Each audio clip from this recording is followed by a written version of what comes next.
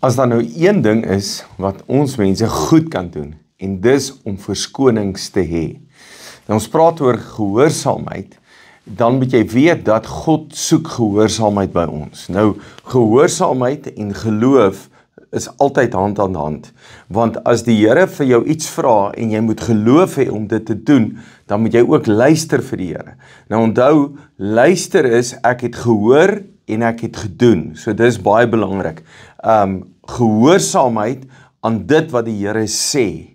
Nou, gehoorsaamheid aan die woord van die Here, ons het die woord, aan gehoorsaam te wees aan dit wat Jesus geleer het, maar ook gehoorsaam te wees dit wat die Heilige Gees met my praat, op die oomblik, dit wat die Here met my praat, dit glo ek, wat nie in die Bybel staan nie, het staan nie eens in die Bybel nie, maar ek doen dit wat die Here sê. Byvoorbeeld die Here sê, ek moet video's opneem, staan nie in die Bybel nie, maar ek glo God praat met my, en ek doen wat die Here sê, ek luister vir die Here, en ek is gehoorsaam. So ek glo God praat met my, en ek is gehoorsaam.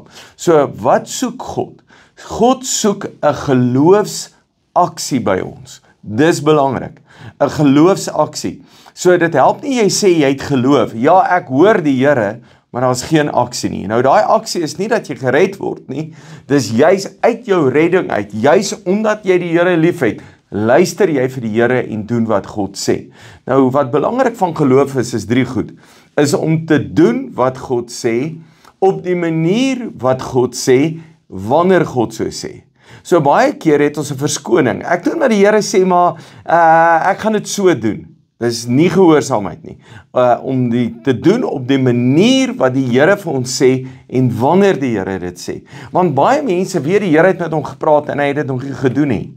Nou is my vraag, hoekom is jy nie gehoorsaam nie?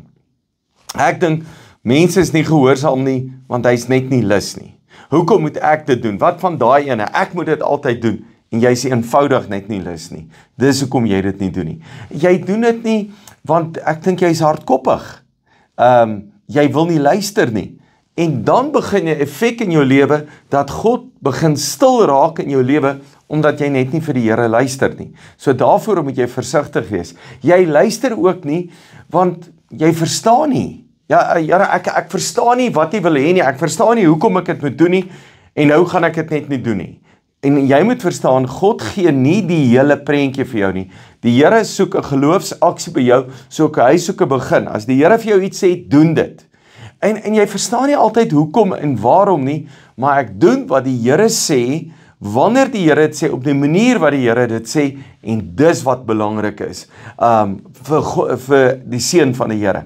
Nou, ek dink een van die beste skrifte in die Bybel is, en ek het dit al baie gelees, is Lukas 2. Jesus is in die tempel, hy is 12 jaar oud, sy pa en ma se kom vir 3 dae, so hulle is eintlik al baie ongelukkig. En dan sê hy vir hulle, maar weet julle nie dat ek met die dinge van my Vader moet besig wees nie? En dan verstaan hulle nie, maar ons lees Lukas 2, dan sê hy sê, toe het hy saam met sy ouers vertrek en na Nasaret gekom, en hy was gehoorsaam aan hulle. Maar sy moeder het al hierdie dinge in haar hart bewaar. Jesus het steeds wyser en al hoe meer volwasse geword, toegeneem in guns by God en onder die mense. Nou, Jesus het 'n baie goeie verskoning gehad. Maar hy het die wet gehou. Die wet het gesê, eer jou vader en jou moeder. Vandag nog sê die Bybel, eer jou vader en moeder, en daar's 'n belofte by. Dis wat Jesus gedoen het. Hy was aan hulle gehoorsaam, en hy het toegeneem in guns by God en die mense. Nou, ek dink die Here vra eers vir jou so klein dingetjie, en dan vra die Here meer en meer. Maar as jy eers getrou kan wees in die klein, dan word dit meer, want as jy gehoorsaam. So nou vra ek weer vir jou, hoekom luister jy nie? Omdat jy nie wil nie, jy nie verstaan nie, jy is nie lus nie, maar ek dink eintlik jy is dom, as jy nie luister nie.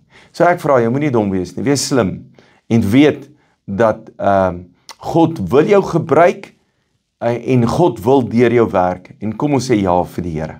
Kom ons bid saam.